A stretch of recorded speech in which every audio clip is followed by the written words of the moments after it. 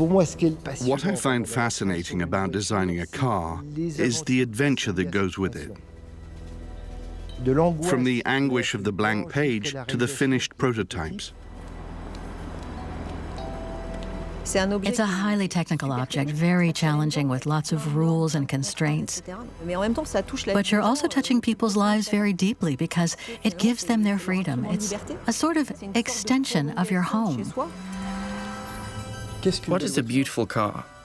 What is a beautiful car? It's about desire and feeling good. Something you want to remember your whole life. Not so much because of what it used to represent in the past, its aggressiveness, its power, and all that, but because of all the other things that improve your daily life and let you travel in a gentler, more pleasant, less tiring way. And this car could well achieve that.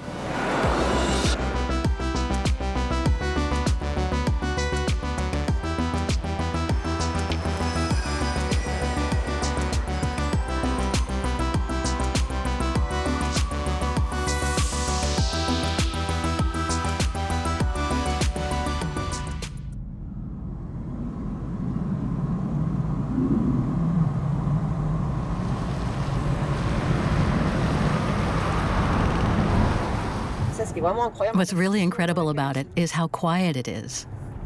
It's really impressive. What's even more impressive compared to other cars we've developed is just how quiet this car is, even though we're going fast.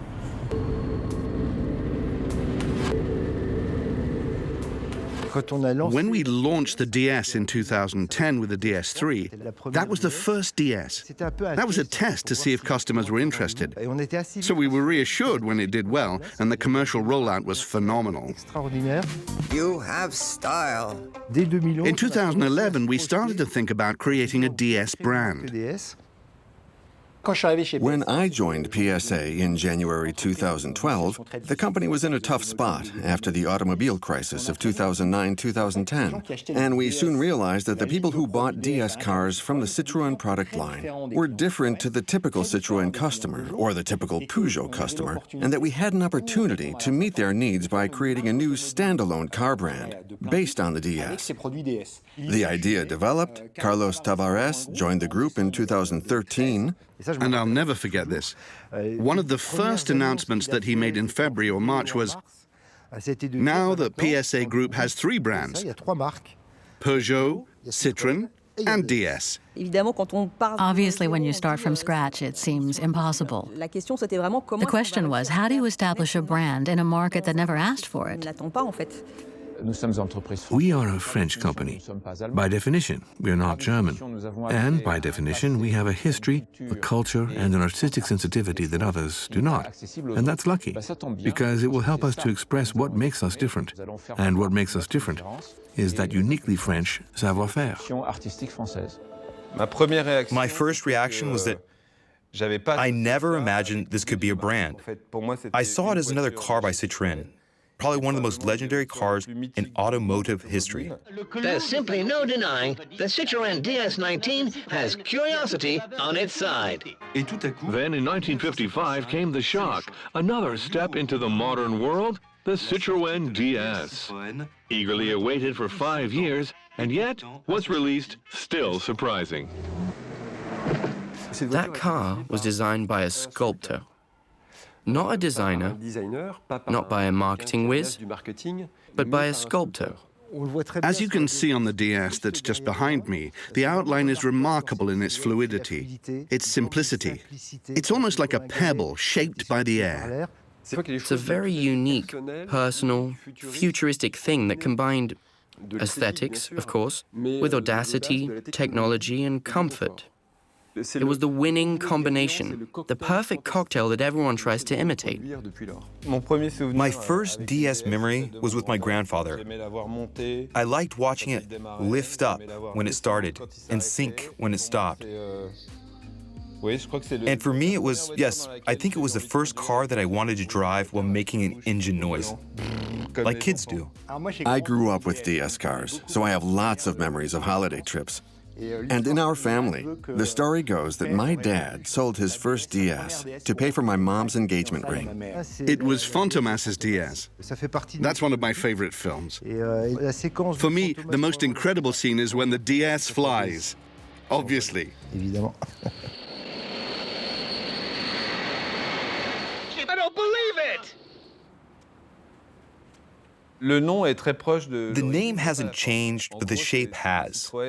Modern DS cars are typically more luxurious. I understand the desire to compete with German cars like Mini or Audi. And to be a little chauvinistic, I'm glad that a French brand wants to occupy more of an upscale niche than the popular brands. But I'm still waiting for what you might call the unicorn, which is a DS that looks like the old DS. We can add a few touches, a few nods, which could be defined as retro design. But to make a full retro design, that doesn't make any sense to us. We've retained the avant-garde spirit of the original DS without making it a retro design. I'm against that as a matter of principle. When Bertoni designed the DS, he wasn't making a retro design based on a traction engine or a Citroën from the 1920s. My personal philosophy is that you shouldn't reproduce a carbon copy of something that was made during a moment in history. You should understand the equation that the brand offers to its customers, but do that in a contemporary way. What's become very interesting in terms of the DS brand is that it's carried by a strong sense of design. Maybe it wasn't intentional, but that's how I see it.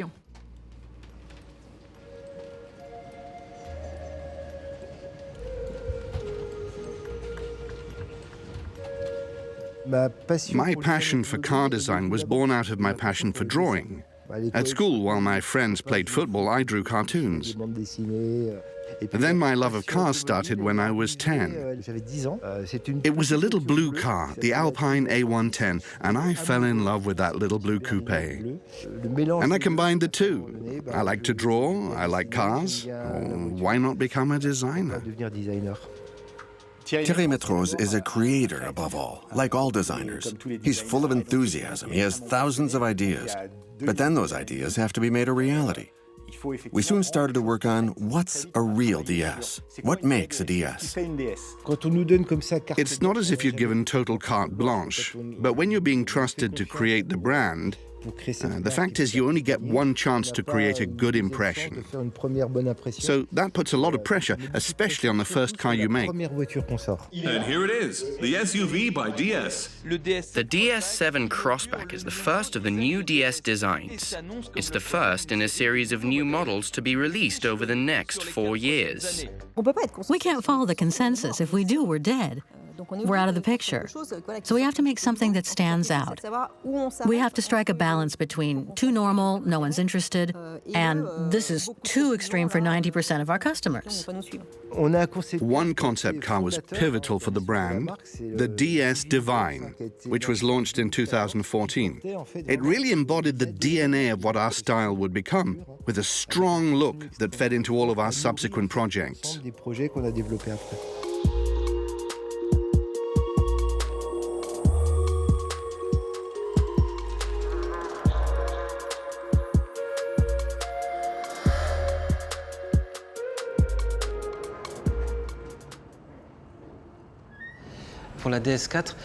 With the DS4, we were very attached to this idea of finesse and lightness. There was one sketch that hooked us right away. It was a car body that was elongated with really, really large wheels. We were overwhelmed by this picture. In a way, all of us were imagining the same object. It all starts with an emotion, a sketch, which we try and convert into a shape, and then we start to sculpt it into a full-scale model to try and not lose that emotion that we got from the initial sketch. We always try to develop an eye-catching color that will capture the vehicle's personality and make it stand out. Not necessarily our favorite, but the one that will have the most visual impact.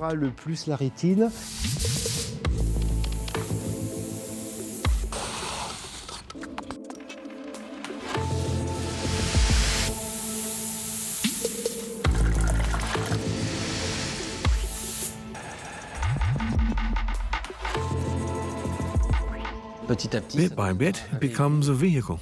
We try to capture the essence of the sketch and its most striking aspects, and gradually, it becomes a car for mass production.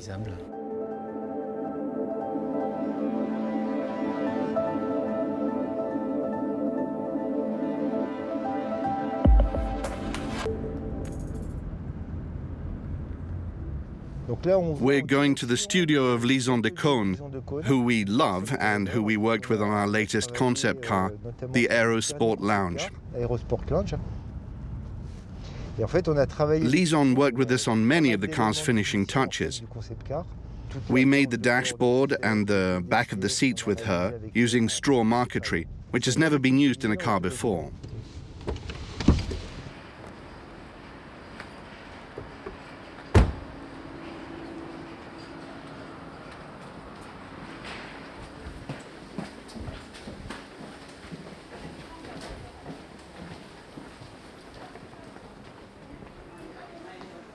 Let me get one to show you. So we take a stick of straw, which is hollow, and we open it by hand. And then we use a tool to flatten it. Once the straw is flat, we have a ribbon, and we stick it in place.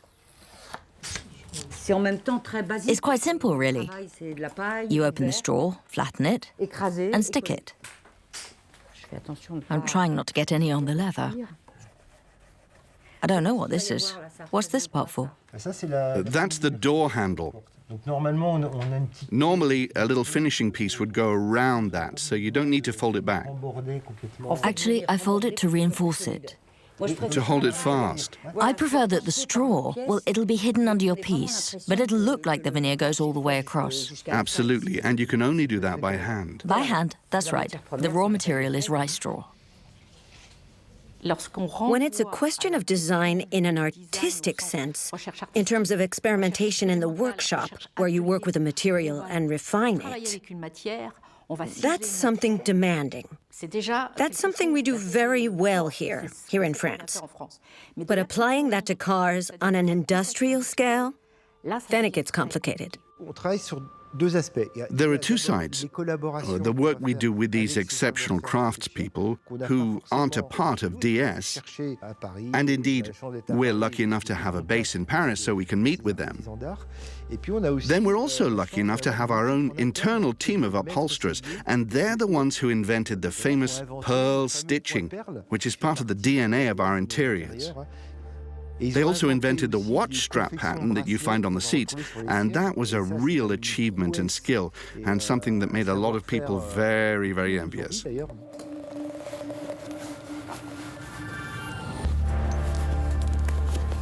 It took me a month and a half to create the watch strap.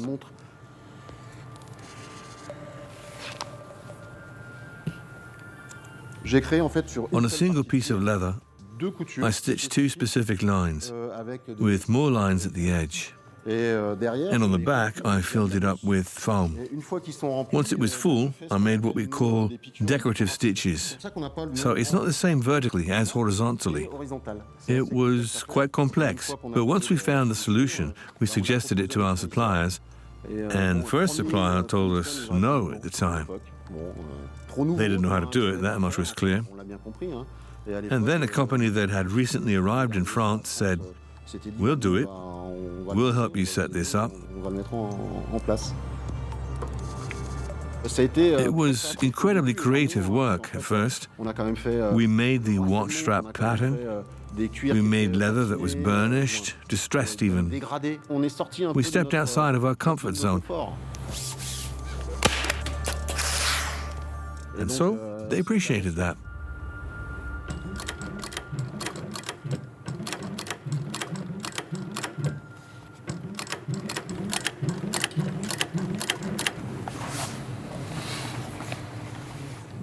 The details are precise, refined, very French. Everything is designed. You don't get the feeling that they've just stuck some fittings from one car to just make another car. But then, the Germans, like Audi or even Mercedes with the Maybach, when they make something luxurious, it's more about simplicity. We were accused sometimes of being a bit bling-bling, especially when we launched the DS7. And we don't regret it.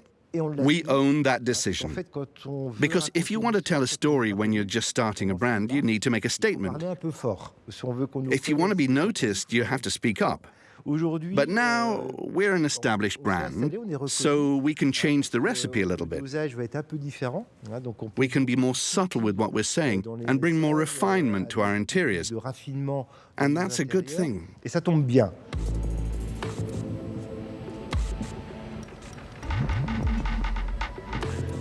You have to go to extremes before you can be reasonable. When you're expressing something, you use broad strokes to see where the potential lies. With this car, we really wanted to work on the tactile surfaces. La zone de contact.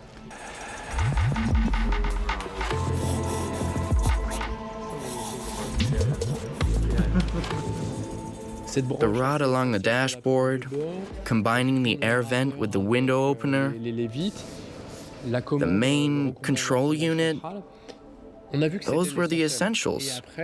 Then it was about perfecting them, finding the right specs, the right proportions, so that it all fit together in a coherent way. Because once you're inside, everything has to cohere, and we managed to tie it all together.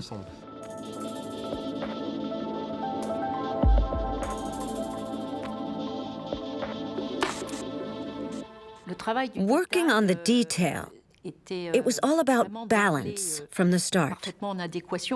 And it offered potential, shall we say, to help the brand to stand out from the crowd. Firstly, compared to the company's own brands, but also to other brands, taking that process as far as possible. Only DS does that. And now the DS brand really has become a worldwide ambassador for French creativity. And if we keep that creativity up, soon the world will know it.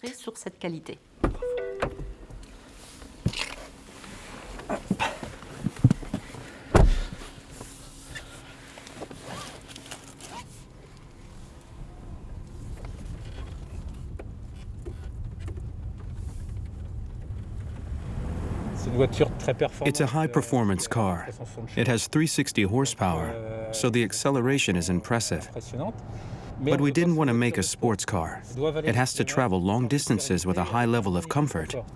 The car has to be both stable, which it is, and comfortable. I just heard a little noise at the back.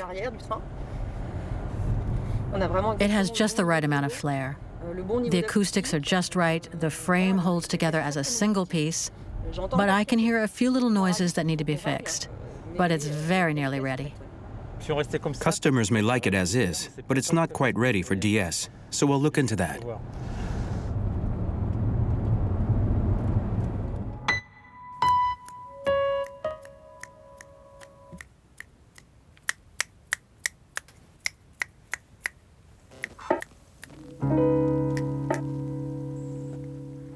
One thing we take great care over when creating a sense of serenity is, how does the silence feel?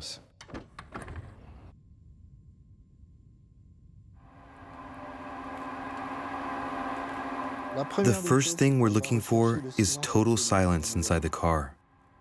Before we start, others have worked on the engine noise, on the window acoustics, on the frame, which is welded to prevent vibrations. So when we get the car, it's already perfect. But as we put sound through the speakers, we discover other vibrations, which we fix before refining the audio system. And once that has been done, we start listening to music.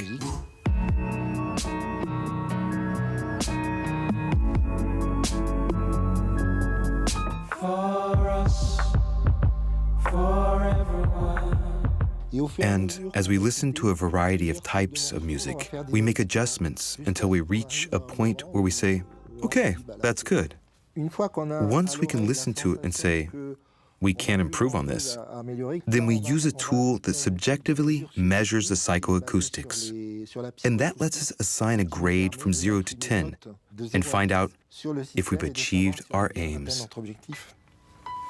What grade did the DS9 get? I can't tell you. It's a secret. Do we need silence in our daily lives? Of course we do.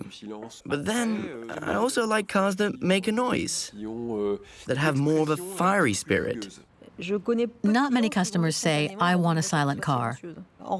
But when you give them the option of a silent car, they're surprised. And before long, they're hooked. It's about well-being. It's about the experience, but which experience? Today, a car is an experience, but you have to ask what kind. It's all about pleasure, the pure pleasure of driving the car.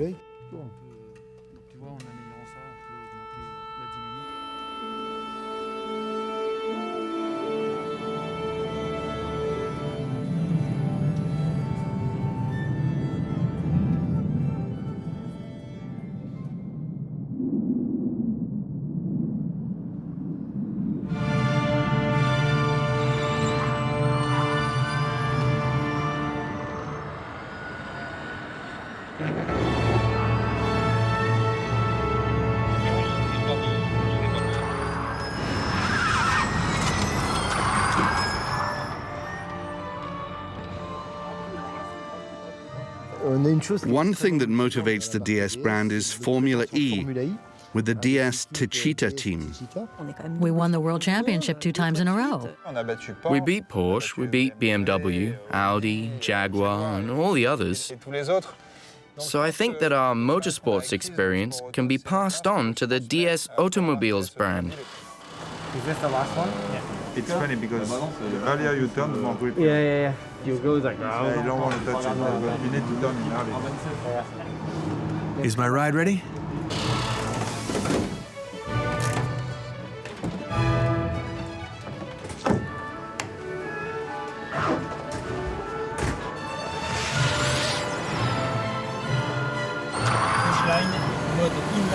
Mode in-lap.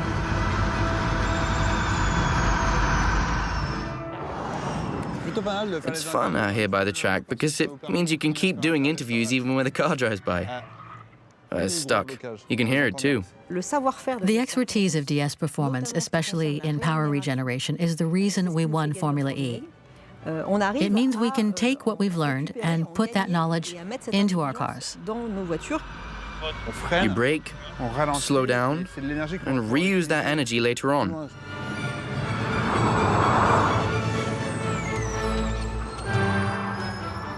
We're a research lab. It's sexy and fun because it's sport. We're competing, but we're also helping cars to progress, to make them greener, more sustainable. That's definitely a good thing for the DS brand and for automobiles in general. As a result, that makes us feel like more than just drivers, like we're part of something bigger too.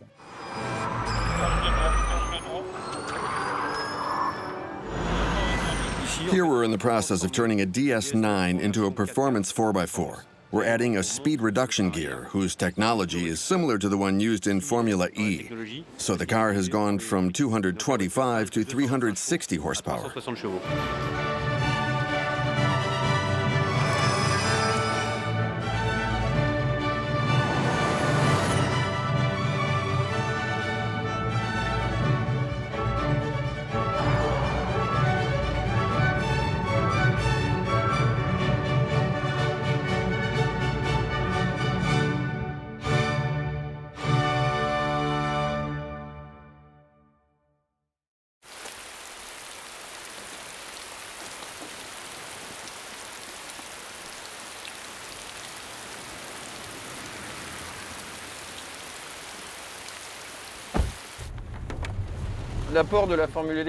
Formula E has been very helpful when it comes to energy use. The dashboard shows whether you're using the electric motor or the combustion engine while accelerating. If we brake, it immediately shows you whether you're using the electric motor to absorb the energy or, in the case of emergency braking, if you're using the disc brakes to slow the car. And that information is extremely helpful. It allows us to optimize the car's automation while in electric mode. There's a clear difference. The electric motor is at the back, and it's 110 horsepower. It's in direct contact with the wheels. It gives you the power to accelerate. There are very few other high-performance cars that offer this much power from a hybrid electric engine. So we have about 2 months' work left on the car. 2 months from now, it will all be finished.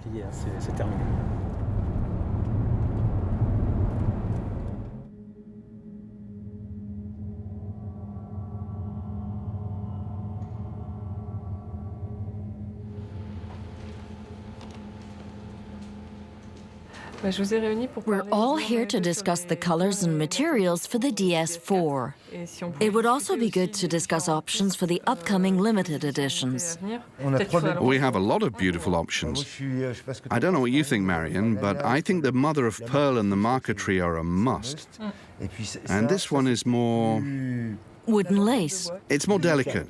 More daring. If it works, it'll be very special. It's reminiscent of the DSX E-Tense concept car with the perforated panels. Yes, that's for the hi-fi. For the hi-fi.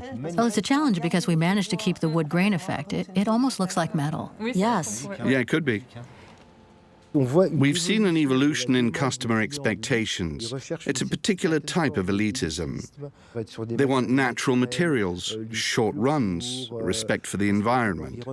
So that creates values that are very different.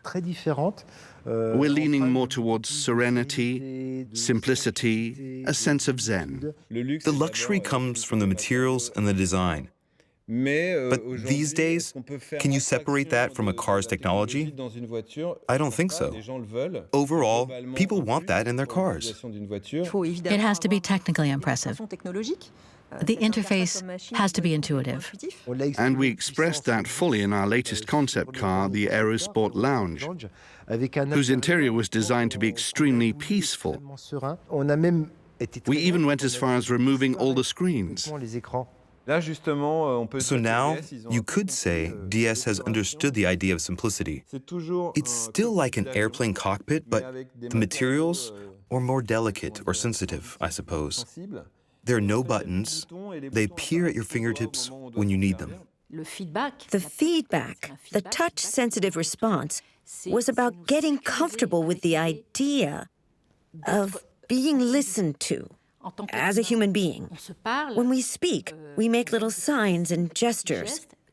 How do we design a machine that can exhibit behaviors to match the way we interact with other humans?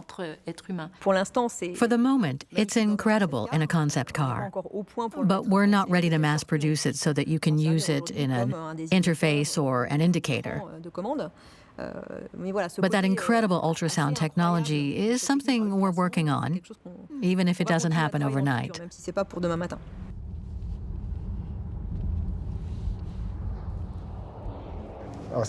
The really exciting thing is that soon, in June, theoretically, we'll be rolling out the first DS4s.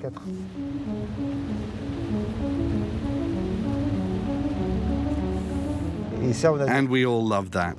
It's not just me. Everyone from every team loves to drive in a car that hasn't been released yet. People recognize it, take photos. They know what it is, but it's never been seen on the road before. It's hard to say what DS is still missing. They just need that little something extra before they match the level of the German manufacturers. I also think luxury brands need time. If you compare DS to Chanel, for instance, it seems like Chanel has a much stronger heritage. Really, every brand is built on its own history. So I think we should be patient with DS. But it looks like the steps they've taken so far are entirely coherent with what they want to do. I just came from the studio where we saw the interior of the car that we're launching in 2024. There it is. We know where we're going. We already have the car. You're always thinking it over, trying to find a way to create a low sedan, a coupe. The car that's in your head. I think you shouldn't listen to others. It's about listening to yourself and ignoring all of those marketing studies so that you're able to create a truly iconic car. So the brand can grow and develop even more than it has already. And to do that, above all, it takes ambition and audacity. Then it all comes to you.